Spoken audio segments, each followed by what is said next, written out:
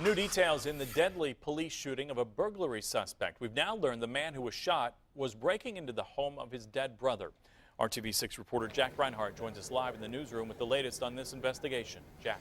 Well, Todd, I remember talking to the homeowner the day after the shooting, and it struck me as odd when she told me, "I hope it's somebody I don't know." Later that afternoon, a Metro police detective told her that officers shot her brother-in-law.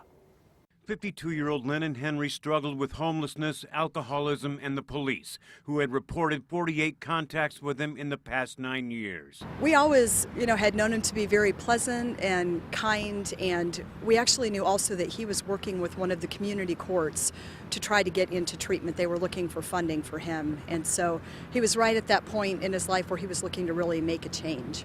Henry was killed the evening of December 10th after his sister-in-law returned home to find the screen at the rear of her northeast side home had been cut and the window broken. She called 911.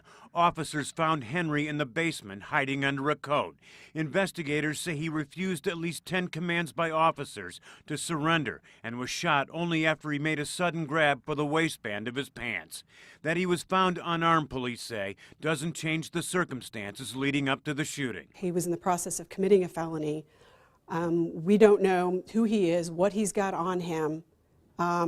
We know that there are guns in the house, and he very well could have had one on him. It hurted. We couldn't believe it, that it was him. I mean, he didn't go in there to hurt my auntie, and, it